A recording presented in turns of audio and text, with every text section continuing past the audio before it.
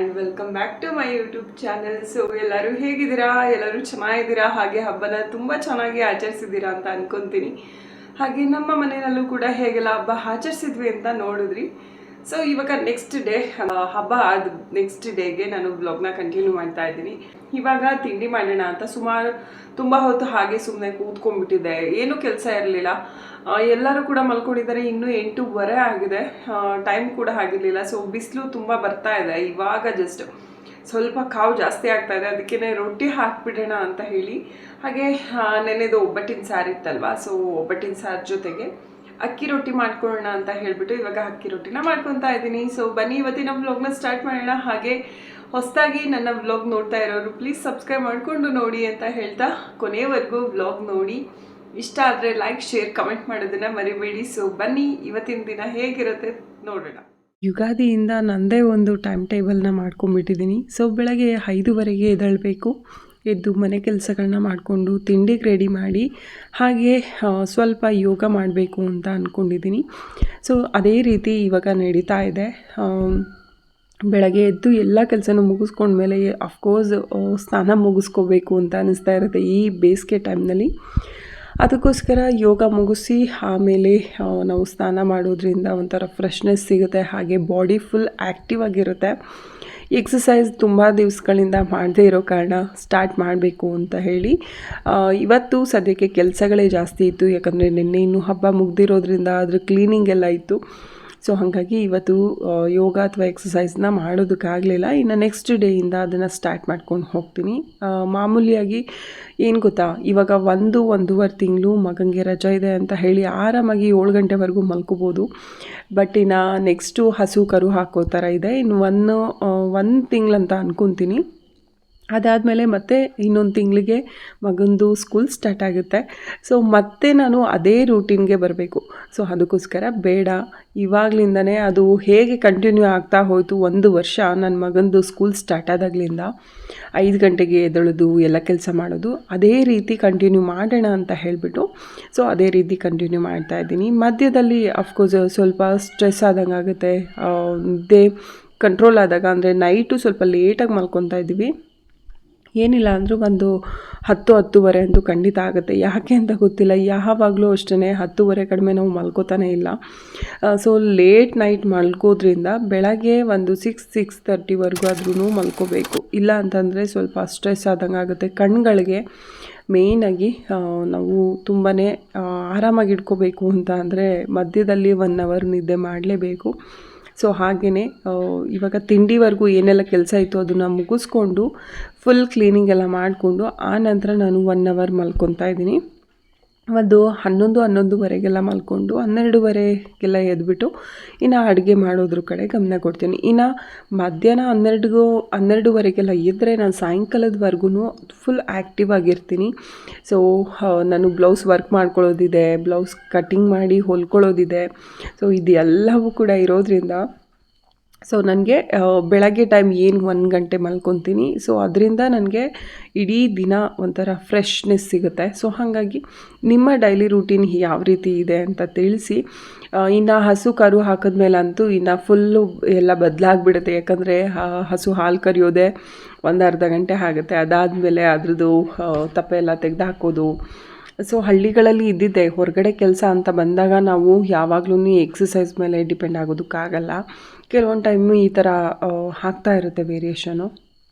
So ಇವಾಗ ಬುಧವಾರ non veg ಎಲ್ಲ ಊಟ ಮಾಡಿ ಆಯಿತು. ಅವತ್ತೇ ನಾನು ಸ್ವಲ್ಪ ಬ್ಲೌಸ್ ಕಟ್ಟಿಂಗ್ ಮಾಡಿಕೊಂಡು ಹೊಲ್ಕೊಂಡೆ. ಅದನ್ನು ವೀಡಿಯೋ ಮಾಡೋದಕ್ಕಾಗಲಿಲ್ಲ. ಯಾಕಂದರೆ ನನ್ನ ಮಗ ಒಬ್ಬ ಇದನ್ನಲ್ಲ, ಯಾವಾಗಲೂ ಗೇಮ್ ಆಡ್ತಾ ಇರ್ತಾರೆ. ಸೊ ಅದಕ್ಕೋಸ್ಕರ ಅವ್ನು ಯಾವಾಗ ಮೊಬೈಲ್ ತೊಗೊಂಡು ಹೋಗ್ತಾನೆ ಅನ್ನೋದೇ ಗೊತ್ತಾಗೋದಿಲ್ಲ. ಹಂಗೆ ತೊಗೊಂಡೋಗಿ ಗೇಮ್ ಆಡ್ಕೊಂಡು ಕೂತ್ಕೊಂಡ್ಬಿಡ್ತಾನೆ. ನಾನು ಕೂಡ ಬ್ಲೌಸ್ ಬೇಗ ಹೊಲ್ಕೊಳ್ಳೋಣ, ಯಾಕಂದರೆ ತುಂಬಾ ಇದೆ ಬ್ಲೌಸ್ಗಳು ಹೊಲ್ಕೊಳ್ಳೋದು. ಸೊ ಹಾಗಾಗಿ ಆ ಥರ ಮಾಡಿಕೊಂಡೆ. ಬ್ಲೌಸ್ ಹೊಲ್ದಿರೋದನ್ನ ನಾನು ನೆಕ್ಸ್ಟ್ ಯಾವಾಗಲಾದ್ರು ತೋರಿಸ್ತೀನಿ.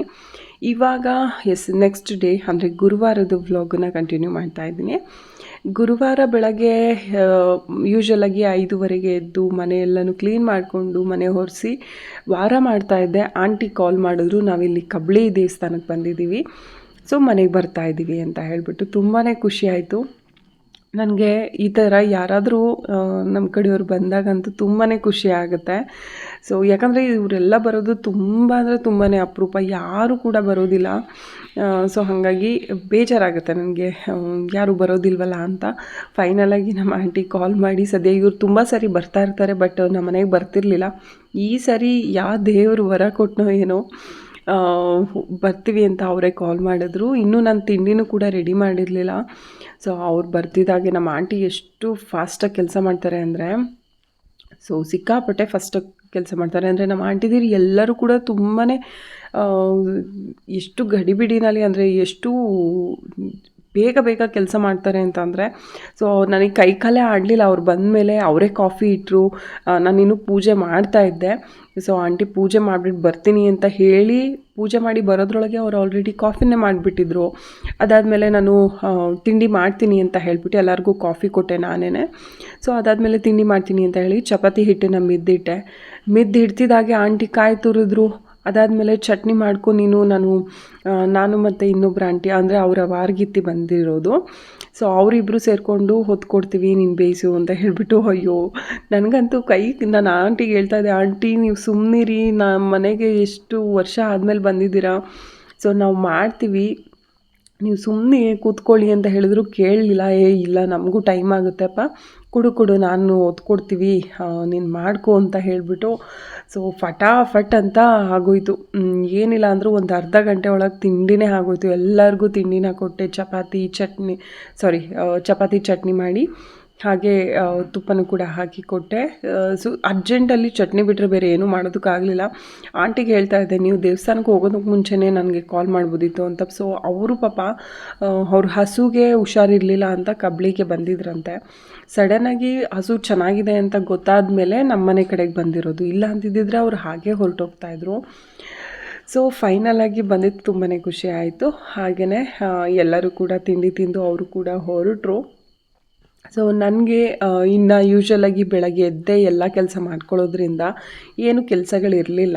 ನಾನು ಕೂಡ ತಿಂಡಿ ಎಲ್ಲನೂ ತಿಂದ್ಬಿಟ್ಟು ಹಾಗೆಯೇ ಪಾತ್ರೆಗಳನ್ನೆಲ್ಲ ವಾಶ್ ಮಾಡಿಕೊಂಡೆ. ಸೊ ಹೀಗಿತ್ತು. ಏನು ಮಾಡೋದು, ಈ ಒಂದು ಸಮ್ಮರ್ ಡೇನಲ್ಲಿ ಎಲ್ಲಾದರೂ ಹೋಗಬೇಕು, ಒಂದು 4 ದಿನ ಇರಬೇಕು ಅಂತ ಆಸೆ ಆಗುತ್ತೆ. ಬಟ್ ಆಗ್ತಾಯಿಲ್ಲ. ಮಾವನ್ನ ನೋಡ್ಕೊಳ್ಳೋ ಬ್ಯುಸಿನಲ್ಲಿ ನಮ್ಮ ಮನೆಯವರು ಒಬ್ಬರ ಕೈಲಿ ಆಗಲ್ಲ. ತೋಟನೂ ಮೇಂಟೈನ್ ಮಾಡಬೇಕು, ಹಾಗೆ ಮಾವನು ಕೂಡ ಮೇಂಟೈನ್ ಮಾಡಬೇಕು ಅಂದರೆ ಸೊ ಅವ್ರಿಗೆ ಸ್ವಲ್ಪ ರಿಸ್ಕ್ ಆಗುತ್ತೆ. ಅದಕ್ಕೋಸ್ಕರ ಎಲ್ಲೂ ಹೋಗೋದು ಬೇಡ ಅಂತ ಹೇಳಿ ಮಗ ಆಲ್ರೆಡಿ ಕೇಳ್ತಾ ಇದ್ದ, ಸಮ್ಮರ್ಗೆ ಎಲ್ಲೂ ಕರ್ಕೊಂಡು ಹೋಗಲ್ವಾ ಅಮ್ಮ, ಪ್ರತಿ ವರ್ಷ ಹೀಗೆ ಏನಾದರೂ ಹೇಳ್ತೀರಾ ಅಂತ. ಬಟ್ ಏನು ಮಾಡೋದು, ಗ್ರಹಚಾರಗಳು ಏನು ಮಾಡೋಕ್ಕಾಗಲ್ಲ. ಹಾಗೆ ಮನೆಯಲ್ಲಿ ಈ ರೀತಿ ಹಿರಿಯೋರಿದ್ದಾಗ ಅವ್ರನ್ನ ಹೇಗೆ ಬೇಕಾಗಿ ಬಿಟ್ಟು ಹೋಗೋದಕ್ಕಾಗಲ್ಲ. ನಾವು ಅವರ ರೆಸ್ಪಾನ್ಸಿಬಿಲಿಟಿ ತೊಗೊಂಡಿದ್ದೀವಿ ಅಂತ ಅಂದಾಗ ಅವರು ಹೋಗೋವರೆಗೂ ಅವ್ರನ್ನ ಕೇರ್ಫುಲ್ಲಾಗಿ ನೋಡ್ಕೊಳ್ಳೋದು ನಮ್ಮ ಕರ್ತವ್ಯ ಆಗುತ್ತೆ. ಸೊ ನಮ್ಮ ಮನೆಯವರು ಆ ವಿಷಯದಲ್ಲಂತೂ ತುಂಬ ಅಂದರೆ ತುಂಬಾ ಸ್ಟ್ರಿಕ್ಟು. ಸೊ ಓಕೆ, ಇಷ್ಟು ಕತೆಗಳಾಯಿತು. ಅದಾದಮೇಲೆ ಸಂಜೆ ನನ್ನ ಮಗಂದು ಯೂಶ್ವಲಾಗಿ ನಡೀತಾನೆ ಇದೆಯಲ್ಲ, ಏನು ಮಾಡ್ತೀಯಮ್ಮ, ಸಂಜೆ ಹಾಕ್ತಿದ್ದಾಗೆ ಸ್ನ್ಯಾಕ್ಸ್ ಏನಾದರೂ ಮಾಡಮ್ಮ. ನನಗೆ ಹೊರಗಡೆಯಿಂದ ತರಿಸೋದು ಅಷ್ಟಿಷ್ಟ ಆಗಲ್ಲ, ಯಾಕಂದರೆ ಮಕ್ಳುಗಳ ಹೆಲ್ತ್ ತುಂಬಾ ಇಂಪಾರ್ಟೆಂಟ್ ಆಗುತ್ತೆ. ಸ್ಟ್ರೀಟ್ ಫುಡ್ಗಳನ್ನ ಅಷ್ಟು ಜಾಸ್ತಿ ಕೊಡೋದು ಒಳ್ಳೆಯದಲ್ಲ. ಸೊ ಹಾಗಾಗಿ ಹೀಗೆ ನೋಡ್ತಾ ಇದ್ವಿ. ಆನಿಯನ್ದು ಬರೀ ಅಕ್ಕಿ ಹಿಟ್ಟಿಂದ ಮಾಡಿರೋದು ತುಂಬ ಅಂದರೆ ತುಂಬಾ ಚೆನ್ನಾಗಿತ್ತು. ಹಾಗೆ ಜಾಸ್ತಿ ಈರುಳ್ಳಿ ಹಾಕಿರೋದ್ರಿಂದ ನಮ್ಮ ಹೆಲ್ತಿಗೂ ಕೂಡ ತುಂಬಾ ಒಳ್ಳೆಯದು. ಸೊ ಹಾಗಾಗಿ ಅದು ಸಖತ್ ಇಷ್ಟ ಆಯಿತು ನನಗಂತೂ, ನನ್ನ ಮಗನಿಗೂ ಕೂಡ ಇಷ್ಟ ಆಯಿತು. ಒಂದೇ ಒಂದು ಕೂಡ ಬಿಡಲಿಲ್ಲ, ಹಂಗೆ ಎಲ್ಲರೂ ತಿಂದು ಮುಗಿಸಿದ್ವಿ. ಸೊ ಅದಾದಮೇಲೆ ಜಾಮೂನು.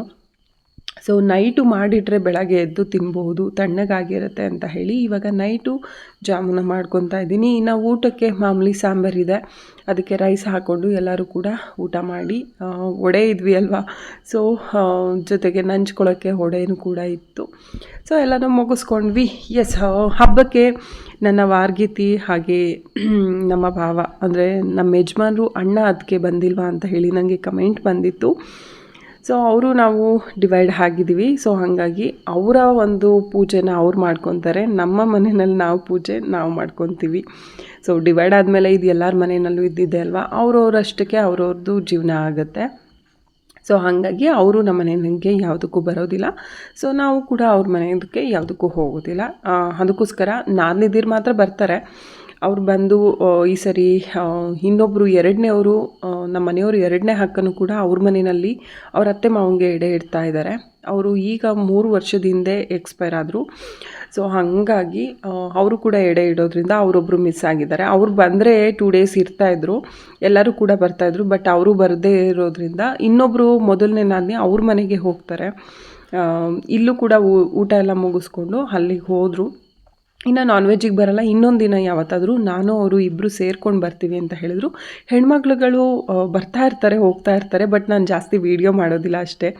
ಏನೋ ಒಂಥರ ಮುಜುಗರ, ಹಾಗೆ ಅವ್ರನ್ನೆಲ್ಲ ಏನಕ್ಕೆ ಸುಮ್ಮನೆ ತೋರಿಸೋದು, ಅವ್ರಿಗೆ ಇಷ್ಟ ಆಗುತ್ತೋ ಇಲ್ವೋ ಅದನ್ನು ನಾವು ಡೈರೆಕ್ಟಾಗಿ ಕೇಳೋದಕ್ಕಾಗಲ್ಲ. ಈ ಥರ ಒಂದು ಸಂಬಂಧಗಳಲ್ಲಿ ಇದ್ದೇ ಇರುತ್ತೆ. ಅದಕ್ಕೋಸ್ಕರ ನಾನು ಅಷ್ಟು ಎಕ್ಸ್ಪೋಸ್ ಮಾಡಲ್ಲ ಅವ್ರುಗಳನ್ನ. ನೆಕ್ಸ್ಟ್ ಯಾವಾಗಲಾದ್ರು ಬಂದಾಗ ತೋರಿಸೋಣಂತೆ, ಅದರಲ್ಲಿ ಏನೂ ಇಲ್ಲ. ಸೊ ಅವರು ಕೂಡ ಯಾಕೆ ಮಾಡ್ತೀಯಾ, ಮಾಡಬೇಡ ನಮ್ಮನ್ನೆಲ್ಲ ಅಂತ ಯಾವತ್ತೂ ಹೇಳಿಲ್ಲ. ತುಂಬ ಅಂದರೆ ತುಂಬಾ ಕ್ಲೋಸಾಗಿರ್ತೀವಿ ನಾವು ಅವರೆಲ್ಲ. ಇದು ಆ ಥರ ಏನೂ ಭಾವನೆ ಇಲ್ಲ. ಬಟ್ ನನಗೆ ಹಾಗೆ ಅನಿಸುತ್ತೆ, ಏನಾದರೂ ಅನ್ಕೋತಾರೇನೋ ಮಾಡೋದ್ರಿಂದ. ಸೊ ಅವರಿಗೆ ಮುಜುಗರ ತರಿಸೋದು ಬೇಡ ಅನ್ನೋ ಕಾರಣಕ್ಕೆ ಮಾಡ್ತಿರಲ್ಲ ಅಷ್ಟೇ. ಸೊ ನೆಕ್ಸ್ಟ್ ಯಾವಾಗಲಾದ್ರು ಬಂದಾಗ ಶೇರ್ ಮಾಡ್ತೀನಿ ಅದನ್ನು ಕೂಡ. ಓಕೆ, ಇವತ್ತಿನ ಒಂದು ವ್ಲಾಗ್ ನಿಮ್ಮೆಲ್ರಿಗೂ ಕೂಡ ಇಷ್ಟ ಆಗಿದೆ ಅಂತ ಭಾವಿಸ್ತೀನಿ.